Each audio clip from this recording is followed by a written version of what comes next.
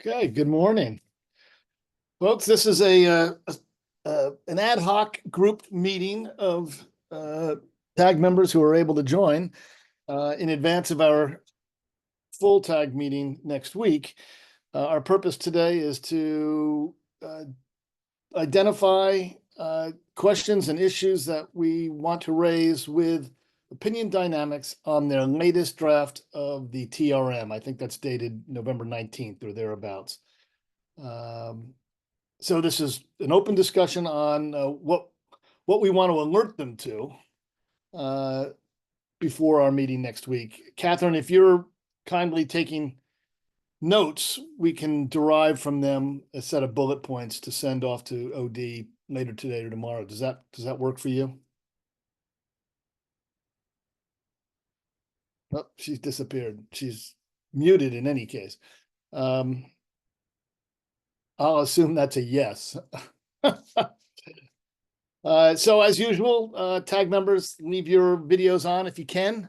Members of the public, videos off, and everybody muted unless speaking. And we'll go through this and reserve a little bit of time at the end for public comment.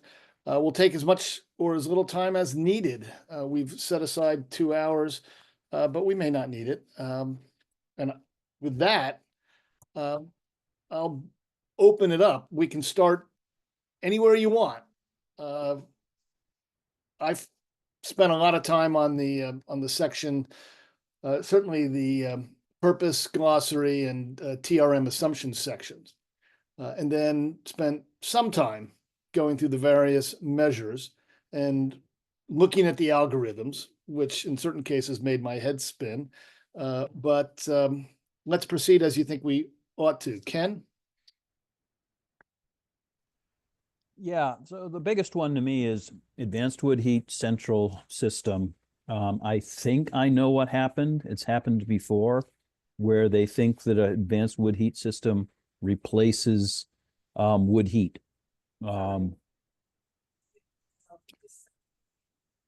So that number is, significantly lower than I think it should be. Okay, folks, let's just start there. If that's all right with folks, we'll just jump right in. Advanced, now this is central systems for residential or commercial and industrial, or both? Residential. I didn't look too much at commercial. Okay, so say what, could you dig it in a little bit further? And what is it we want to ask OD about this? Why these numbers did they assume that an advanced wood heat system for a whole home replaces wood as its primary source only? Yes. Because if not, I just don't understand how that number can be so low. I heard a yes from someone. Yeah, that was me. So yes, they did do that. And I wish they were on the call because we did ask this question. We had this question. But what I think is happening is that that's the replacement for the appliance, but then the score is based upon fossil. The fuel is what gets the score. So you have to look in the fuel measure for pellets and for residential for pellets and cordwood. And there you'll see that it's the existing condition is fossil. It's the fossil mix. And then the new fuel is wood fuel. We've had this discussion before. Do we really think that exactly works out? But that's as far as I got. Yeah, and do we really think that we're going to be providing credits to people buying fuel, buying wood pellets?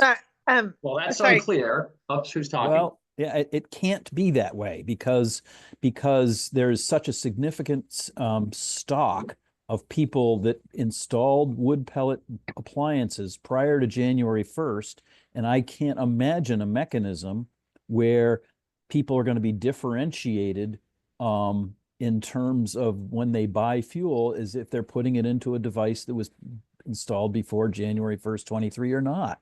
So I thought we had that discussion, and appliance for wood heat is going to be based on the appliance, not for the purchase of the wood, which is very different than the purchase of liquid biofuels, where granted, if you're going to go the biofuel route, you may do some adjustments to your burner, but it's a much tinier fragment of the market than this very significant market that exists today for the use of wood pellets. I thought that had been communicated pretty clearly. We can't go down that route. Can I jump in? I'm sorry. I was away from, I'm not on a video yet. So I was assuming we would start with other measures because I have a lot to say. It's on all this. right, Emily, but yeah, that's fine. But I have had a bunch of back and forth with Opinion Dynamics about this. After our work on the advanced wood heating measure, I provided them with some preliminary feedback where I said it seemed pretty clear that the baseline should not assume wood, but a blended baseline. Yeah, so we have provided that feedback to them. I think what happened was we provided that like a day before they turned in the second draft TRM. So they sort of started addressing a few of the wood things, but have not fully addressed it. So we should not assume that what is in draft 2 is like has actually addressed all of our feedback on wood, because that feedback is still in progress related to carbon intensity. We did provide the advanced wood heat stuff, but that wasn't very far before they delivered this. But we have conveyed to them that we can't assume that someone is switching from wood, but rather it should be some sort of blended baseline of like another type of fuel. I also conveyed to them that there probably should be measure characterizations for both partial displacement and full displacement scenarios. So in other words, the wood measures would operate more like the heat pump measures, where you're factoring in the carbon intensity of electricity, but you're assuming that there's a blended baseline, and you could assume a full displacement or a partial displacement depending on the measure. Also, we need to align like the fuel types with the advanced wood heat recommendation. So anyway, the point being, some of this is in process, but it just hadn't been fully integrated into the second draft. I also wanted to note that what I think they did do in the second draft is, at least if you look at the fuel part of the TRM, I think that's at the end. I can't remember. I have too many documents open. But they made an edit. It used to say, like, they used to characterize wood as a fuel and as an efficiency measure. So you would sort of have to add those impacts together. And we said that doesn't make sense. This should all be kind of lumped together, like a heat pump, sort of similar to the way the heat pumps are characterized.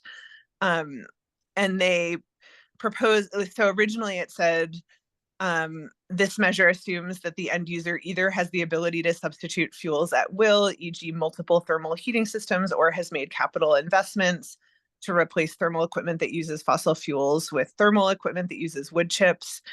They've now replaced that to say wood chips cannot be substituted this measure assumes that the end user has made capital investments to replace thermal equipment that uses fossil fuels with advanced wood heating equipment. So they're basically eliminating like a fuel only pathway for wood. And I think they did actually propose some language making that change towards the end of the document, if I recall correctly. So anyway, point being, we are in the process of conveying this feedback to them, and they are in the process of receiving this feedback, but it hasn't been fully integrated. Okay, thanks, Emily. And Brian, before I go to you, I just want to encourage people to use the hand signal when you want to speak.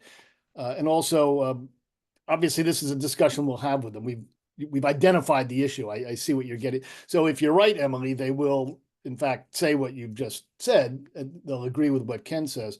But we'll find out next week. But anyway, Brian.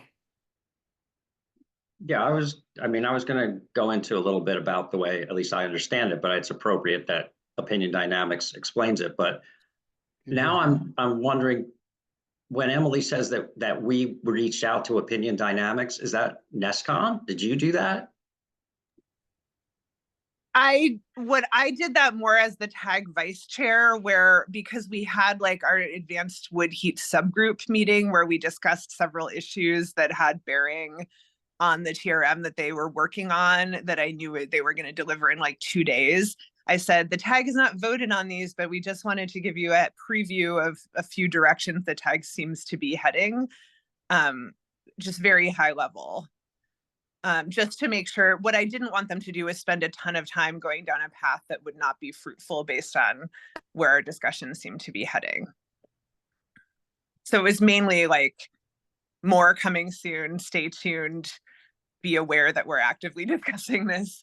But I did convey, it felt to me at the subgroup meeting that there is a pretty strong consensus. I mean, I'm actually in the process of writing this up for discussion at next week's tag meeting. But it felt to me like there was pretty strong agreement among the tag members of what Ken said, that we can't assume someone is switching from wood to wood. So that was one of the things I conveyed, that, not as like a final decision, but heads up, it looks like we may be heading in this direction, FYI. Well, on that point, thank you for letting us know that, Emily. I didn't realize you had spoken to them. But on that point, which is where is the tag going on these issues? I think we should recognize that next week is probably our last meeting of this year. And certainly it's going to be the last meeting during which we're able to give feedback to Opinion Dynamics. I don't think there'll be anything that the tag says as a group. Next week, I expect that the questions and issues that we're identifying today will be discussed, and individual tag members will express their understanding and agreement with or disagreement with the approach that Opinion Dynamics is taking. But I don't think there's going to be, well, there won't be, I can't imagine there would be any formal statement on any of these issues from the tag next week to Opinion Dynamics.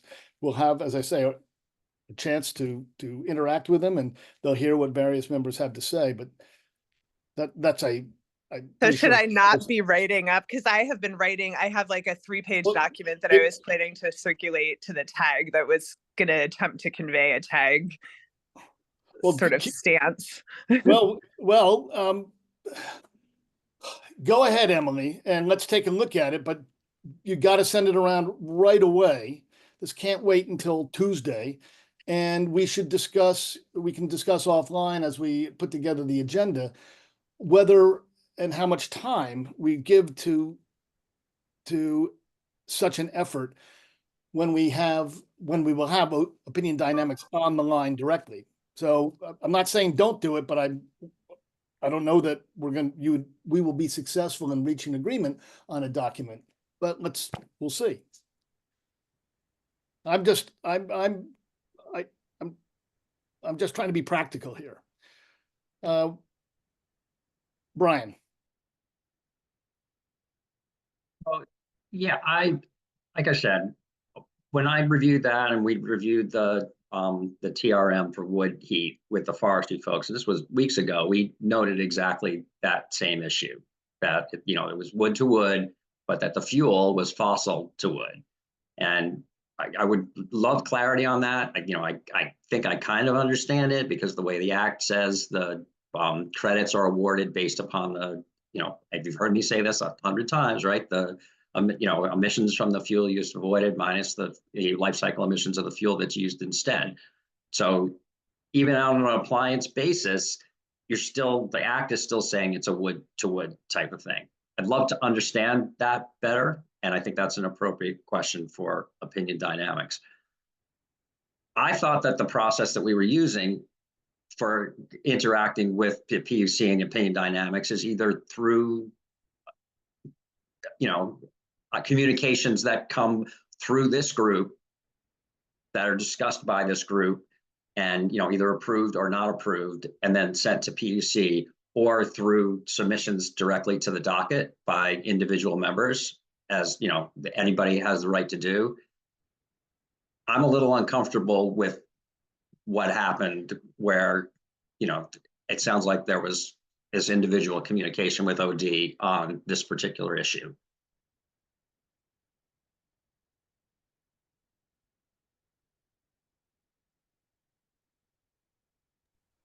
appreciate that, Brian. Thank you. Okay. Other thoughts on this issue?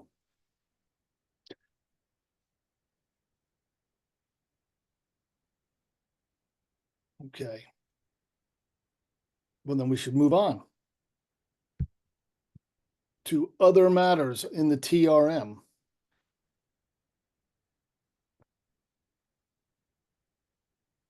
I'm looking for any hands raised, any issues, questions that folks, there you go, Floyd. Yeah. So I'm still trying to wrap my head around the carbon intensities for some of the fuels that are listed. I mean, they mostly seem consistent with what I've seen, except for the corn oil. And I realize that that's a result of the way OD is allocating the carbon intensity between the ethanol and the end fuel, the corn oil, derived from the corn oil. However, it's significantly different from what the West Coast states have assigned, therefore implying that there's a significant difference in that allocation. So I'd like to get a better understanding of why Opinion Dynamics had that variance from the standard practice on the West Coast. Thank you. This is the biodiesel from distillers corn oil and renewable diesel from distillers corn oil. Thank you. I had a similar question, not specifically about corn oil, but just how the allocations were being done and what they spoke generically about it in the early section, and I wasn't entirely sure I fully understood it. So thank you. I appreciate that. Okay. Sam? Thanks, Rick. I'll cover some of the issues, or I guess questions, that I have on the renewable gas side. So I know we haven't talked a lot about hydrogen in the tag. Probably should have given that a little bit more attention, but I think that's okay. I had a couple of questions. I think this is really similar to the issues raised around wood, but it looks like the hydrogen measure appears only to apply where gray hydrogen is replaced with green hydrogen. And that doesn't totally make sense to me. I mean, I think basically we should be going off of what's actually expected to happen in the state. I don't claim to know where and how much gray hydrogen is being used in Vermont and if there's plans to replace it with green. But I get the sense that hydrogen, at least the way people talk about hydrogen, it's more likely to replace either natural gas or another thermal sector input, right? So that maybe should be changed. I mean, I get this is like the simple way to do it, but it just doesn't seem right to me. Green hydrogen is also distributed by truck in this model. Again, that's certainly possible, but based on my understanding of how the hydrogen industry sees itself evolving, it's more likely that on-site production would be at least applicable here, if not more likely. And I do think I recently learned that VGS may be implementing a green hydrogen project, and I'd be curious to know if that aligns with this model, right? So I'm assuming that's not replacing gray hydrogen. They're probably replacing another thermal measure with green hydrogen. And to the extent they're doing that, it's obvious to me that that would fall under this program, and they should have a pathway for that, or similar pathways, right? If there's other examples. So maybe just, I can ask that to OD. On the RNG side, I noticed that food waste isn't listed as a pathway. And again, maybe should have flagged this one earlier, but based on the text, this would seem to make it so that food waste as a feedstock for RNG is not eligible, which I think is a huge mistake. It's a larger and more likely RNG feedstock than wastewater, and larger and more likely than fats, oils, and greases. It also will help with food waste diversion in Vermont. I mean, that's where, a lot of folks are looking at using that pathway. There's a lot of environmental benefits across the board. So that should definitely be considered. I've never even seen a fats, oil, and grease pathway to RNG, not that it doesn't exist, but if anything, like we could swap that one out. So again, just more looking for their reasoning behind it. On the CI score side for both of these, similar to Floyd's comment, all of the CI scores seem to be at least a little bit off, and in some cases, a lot off of what we've seen in other jurisdictions using the GREET model. I'm curious why fats, oils, and greases are the highest. I don't have any explanation personally for that, so I'm just curious. The landfill gas pathway seems a lot lower than what we've seen in other states, right? Typically, those are like maybe in the 40s range on average, maybe 30s, and I think it's showing single digits there, so that seems wrong. The animal waste pathway seems too high, and I saw that Dr. Brown submitted comments on behalf of VGS. I think it was yesterday, and he flagged that this is likely due to the fact that OD's using a flaring assumption of 60%, which I believe Argonne is going to adjust in their next model update, because that's totally it's just not happening at all on these farms. I think the highest was single digits at some point, and it's actually gone down. And then this is a more important question probably that applies to all of the different renewable gases and maybe the renewable fuels more broadly. But some of these technologies have reductions in CI over time. That's something that I had asked them to include in the modeling, and I think it makes a lot of sense to do that. But I would just want to be sure that there's some sort of rhyme or reason to that, right? Like, I want to know what parts of the CI model, if you break that CI model out into its various inputs, which of those inputs are being reduced over time? And I think it makes sense that the CI of the electricity as an input to the CI, for example, would be reduced over time. I think it makes sense to the extent that there are fossil-based inputs to that CI, that those are reduced over time. So if that's what they're doing, then great, but I just want to clarify that. And on the hydrogen piece in particular, and apologies, I know I'm just throwing all this at you. I see you vigorously taking notes there, Rick. On the hydrogen piece in particular, that CI score decreases over time, but the pathway is said to be derived from green hydrogen with dedicated renewables. So in my mind, if you have all dedicated renewables to hydrogen from the beginning, then that would give you 0 for your electricity input to the CIs, right? So your CI would basically be any leakage in the process, or maybe a few other interactions in the supply chain. But I'm not sure what would cause the green hydrogen CI to decrease over time in the way that it does. Again, maybe there is an explanation, but similar to the rest of the fuel pathways, and for gray hydrogen too, they have it reducing over time. So similar to the rest of the pathways, I just want to know exactly how they're calculating that. I want to make sure I got the last point correctly. You're talking about reducing the CIs of gray and green hydrogen over time. And biomethane, and I just don't have it in front of me, Floyd. I think it might apply to some of the fuels you mentioned too, but yeah, we expect them to reduce over time. I just want to double check with OD that there's a sound method to how they're reducing it over time.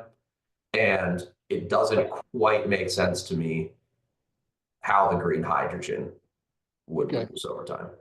And let me just ask, I missed something you said at the very beginning. All of your comments on CIs have to do with the renewable and biofuels. Is that correct? Mhm, mhm. Thanks. I assumed that was the case. I just wanted to make sure. Okay, Ken, Thanks. then Floyd.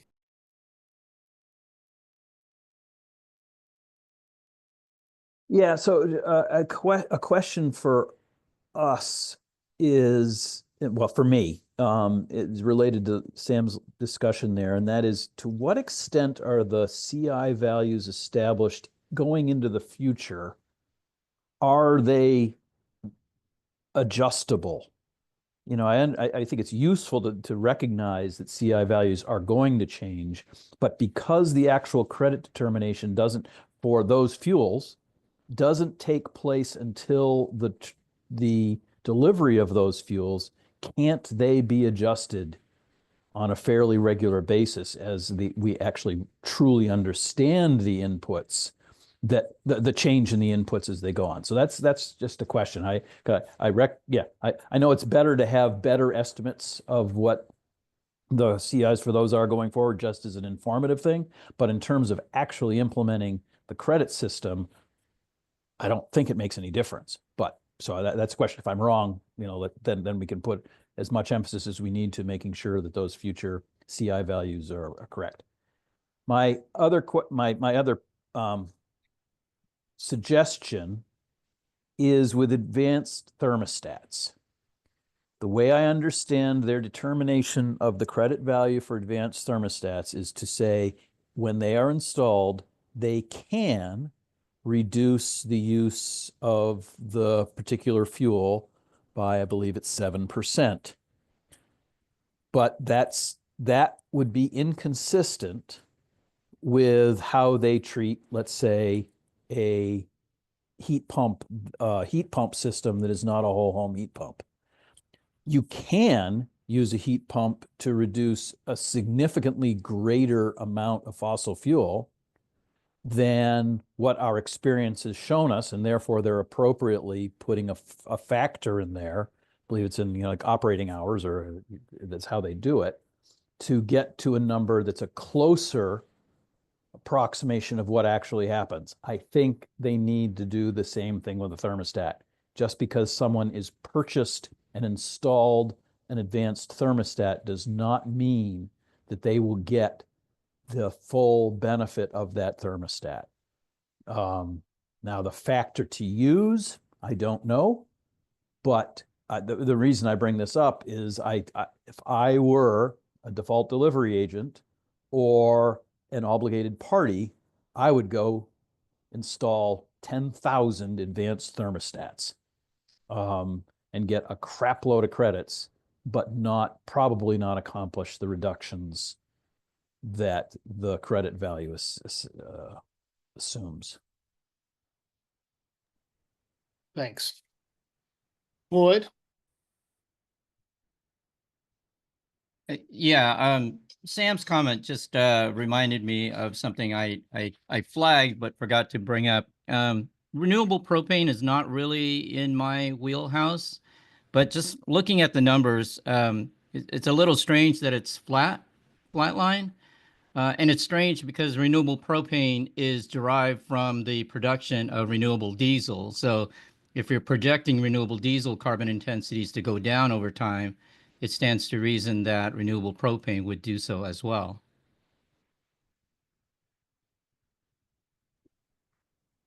Thanks, Floyd. As I recall, they do say that renewable propane was something that they felt least comfortable based on the literature dealing with. It's something to that effect, but we'll mention this. Thank you. Sam. Thanks. Just to quickly answer at least my view on Ken's first question.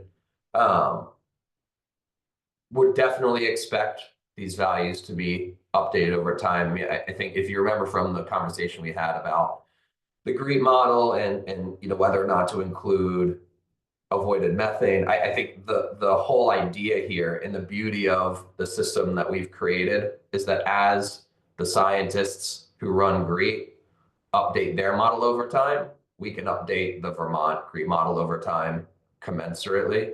So that I would just say maybe agree, Ken, or to me, that's the intent of how it's supposed to work. I mean, in an ideal world, you know, you have individual pathways for all of these technologies. I don't know to what extent that will be done under this program, but would definitely expect it to change over time as the inputs are updated. And we can just look at the GREET model to do that, basically.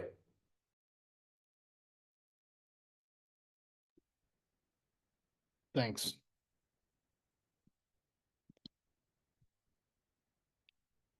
Other points on these issues or other issues that folks would like to raise?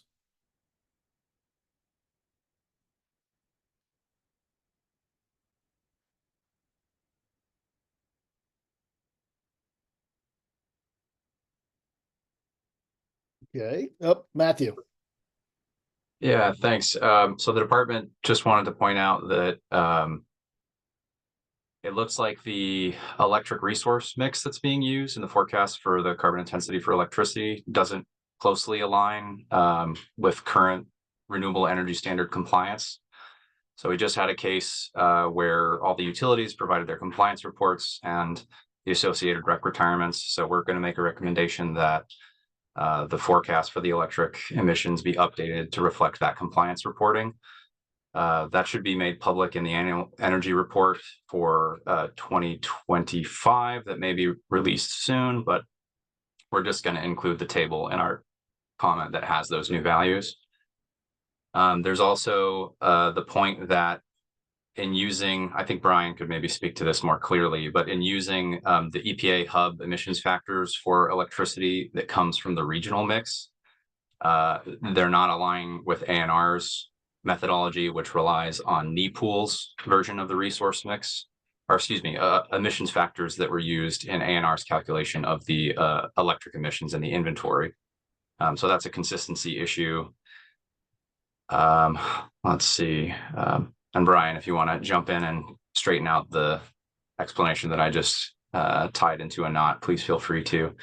And then finally, I think the emission schedule based on the way the act is worded includes use of the fuels. So currently the emission schedule appears to just be the upstream and the combustion component independent of equipment efficiency. And so the department is also making a suggestion that the emission schedule does need to assume some sort of a deemed average equipment efficiency. And ultimately, that's going to slightly increase the emissions, the carbon intensity of each measure and each fuel, but just more recommendations to kind of align the TRM with the actual act language. Well, Matthew, let me ask. I'll start with the last one. In order to do what they've done, haven't they already assumed an average efficiency of the end uses? They've got to start somewhere. I'm not sure I fully understand what you're getting at. So my understanding is the emission schedule is just the upstream, and the combustion emissions factor, say, as reported by the EPA, that doesn't, as far as I'm aware, that doesn't reflect the residential thermal sector equipment efficiency of those fuels. So say if your wood stove is only 80% efficient, you would have a relative increase compared to the fuel itself per unit of delivered heat, because that's what the customer is actually trying to get when they burn wood. And the same would apply for electricity. The same would apply for any of the renewable fuels. Oh, forgive me. Let me just put it a different way then. Are you saying that the way they're doing it now, it appears that they are in effect assuming that every possible BTU from the fuel is being used to meet the heating load, and that's not realistic. That's what you're saying. Is that correct? Right. In the emission schedule. So I think just the way that the Act language describes the emission schedule and the fuel pathways, you do have to basically apply an efficiency penalty for the values in the emission schedule itself. They're sort of doing that in their calculations examples because they are applying some sort of equipment efficiency, but those values should be reflected in the actual emissions rate schedule itself. Okay. Now, let me just say, with all of these questions that everybody has raised, we'll do our best to get them into some, comprehensible form in a quick email to OD before next week. But we'll need your input and discussion with OD to make sure they fully understand what we're getting at. So that's great. So let me go back then, Matthew, to your first point when you talked about grid emissions. If I understood what you said, you think that what they've done, well, it doesn't reflect the most recent compliance filings by the utilities, the expected compliance with the renewable portfolio standard requirements, and therefore needs to be adjusted. Is that correct? Correct. So the one that stood out the most was Hydro-Quebec as a resource percentage. I believe they're showing it in 2025 being about 40%, but in 2023, the retirements show it's closer to 50%. There's a few other examples where the disagreement is, more or less than 5%, but we're just trying to get to the most accurate starting point we can. And I believe their baseline is from the 2020 compliance. So that's the reason why there's a disagreement there. Do you think that as a consequence that grid emissions will go up or down? I haven't done that math yet. I don't expect it to be a huge change, but there will be some difference. Okay, thank you. And let me just lastly, and we can turn to Brian if he can help. Can you elucidate again? My notes I didn't get them well on your point about the emissions factors that ANR. This has to do with what, the regional grid? I'm not sure I understood. I got that all. Forgive me. Right. Brian, can you help out here? I can. I don't know how much detail you want me to get into, Rick, in this call. Just enough so that I can put it into a question. So the inventory methodology is based upon the contracted electricity emission, or the contract electricity mix, and we get that from PSD. And so of course for renewables, all those are zero, but then they give us the system mix breakout or the system mix percentage for and part of that is emitting. We take that system mix number and we get the breakout of the system mix and the emission factors from NEPOOL.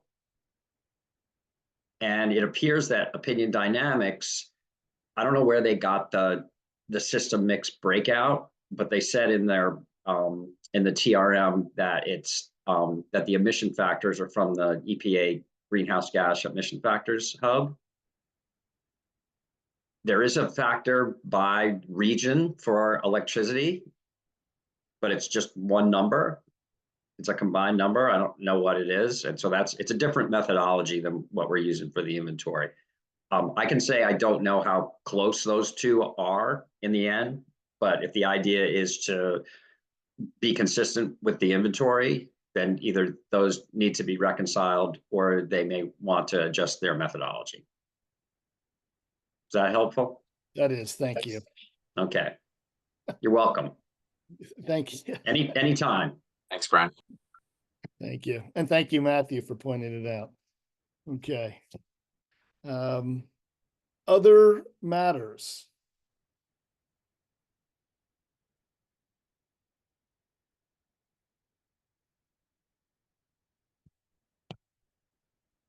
Well, this would be a short call as a consequence.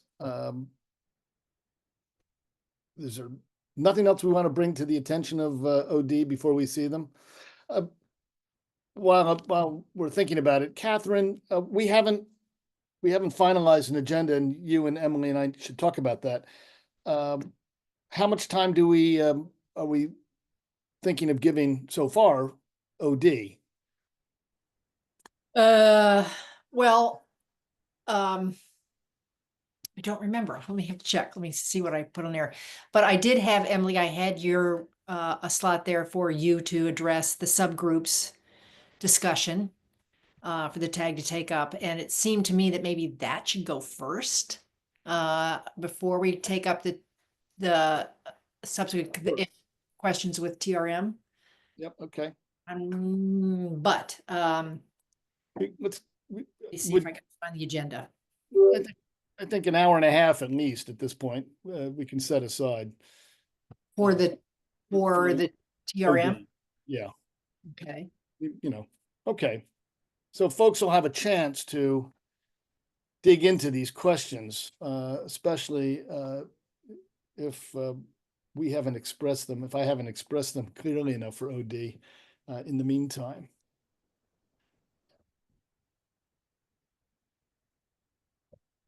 Brian.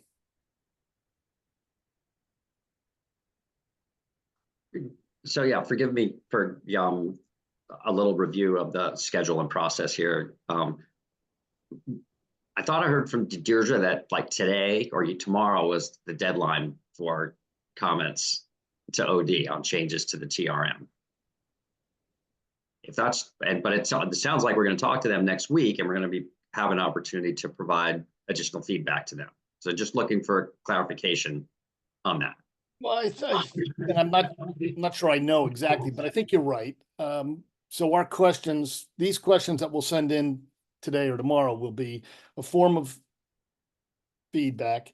They have to finalize the TRM. I don't think they're going to do it before next Thursday. So the discussion we have with them then presumably will have can have some impact on what they finally produce for the commission. Okay, that's helpful. You probably, or you may all recall that regarding wood energy, both ANR and the Public Service Department abstained from that vote while we were doing some internal process. That process continues. We're going to take up that question next week internally. So we may be in a position to have some clarity on that. But I'd already circulated internally that feedback next week was going to be untimely. Right. Yep. If that's not the case, then I will update that. I can check. I'll talk to Deirdre and reconfirm, but I think that if you have something that you can say next week, it could be taken into account, but I'll confirm. I'm optimistic we will have something to say next week. It's Wednesday? Next Wednesday? Our meeting? When's the meeting? Thursday. Thursday. Fantastic. Thank you. Yep, great.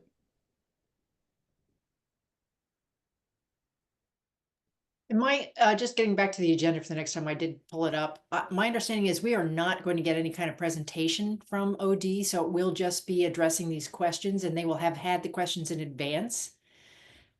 We had 45 minutes for them, so I can extend that, but let's circle back and take a look at the overall agenda, because there's a number of other things on there that also need to be wrapped up. We can do that certainly offline. Exactly. And if we are able to dedicate some time to the document that Emily, as you say, it's on the agenda that Emily is going to present. Great. Emily, if you can get that to us as soon as possible, that'd be great. Yeah. I'm going to circulate it to you and a few other people by the end of the day today, and then you can tell me if it's ready to go to the full tag. Okay. Yeah.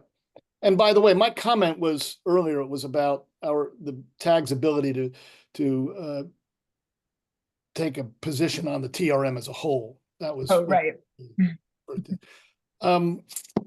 Ken. Yeah, I know we talked about this during the last meeting, but I guess I'm not satisfied with its resolution, and that is one part of the TRM is regarding insulation and air infiltration.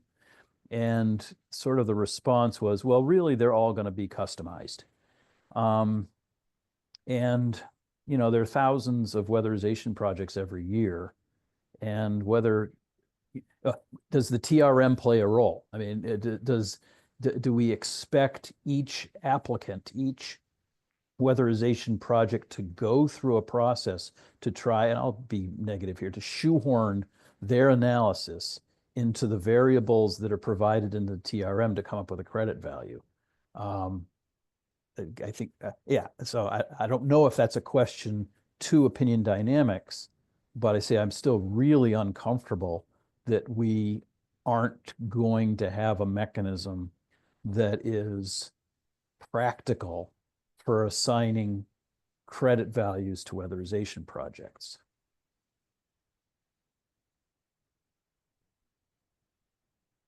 Yeah, we can add that to this. Certainly the TRM is where that would be captured. So yeah, okay.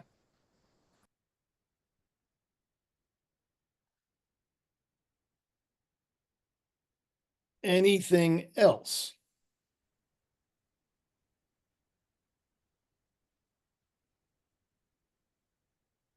Well, if not, then we're done. Catherine, you and I can put together a quick bullet point memo to Deirdre for OD. Excuse me, this is Thomas Weiss for public comment. I don't know if you haven't got there or you're skipping over it. No, I haven't gotten there yet, but thank you. Okay, thank you. Yep. We can do that. But absolutely, let's go to public comment. And thank you for reminding me, Mr. Weiss. So I'm assuming you have a comment then. We'll start with you. I do have a comment, so thank you. First of all, I'd like to acknowledge and thanks to Opinion Dynamics for the changes they made in the current draft based on my previous comments. Well, my other comment, which I ask that you forward to Opinion Dynamics, is that when I download the draft TRMs, the text in the tables shows up as white. So I can't read them unless I go through each table and change the color of the text. And my experience or listening to these meetings is that it's not something that everybody else experiences, or it would have been changed already. But I'm wondering if there is something that they know, the way they're setting up their tables, that they could change so that they do come through as a black text for all of us. Yeah, we can forward that question to them. I haven't had a problem with it, but has anyone else? Doesn't sound like folks have. I mean, I'm thinking it's an incompatibility between my software and what they're sending, but because I haven't heard anybody else commenting on it. Now, these are the tables in the text of the document itself? Yes. Okay. Like, there's the tables with the text boxes, and a lot of them have text that shows up as white. Okay. We'll ask about it.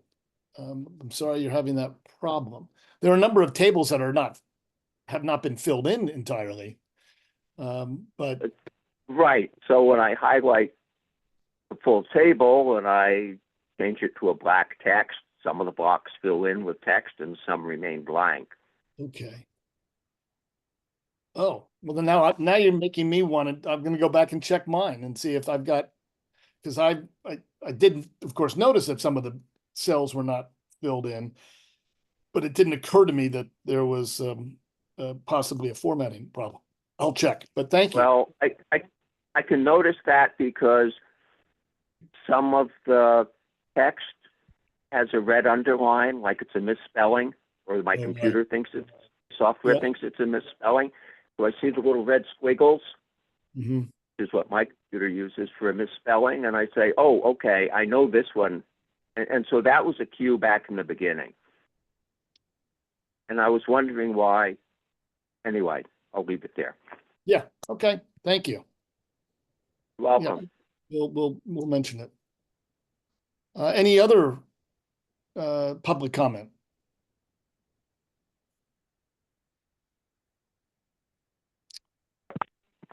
Okay, then. It looks like we've been efficient. Our carbon intensity has gone down as a consequence. Thank you all. We'll have an agenda sent around, I guess, either tomorrow or Wednesday or first thing Monday morning. If there's anything else you need, let Catherine or Emily or me know. But in the meantime, I hope you all had a nice holiday, and we'll talk to you next week. Thank you.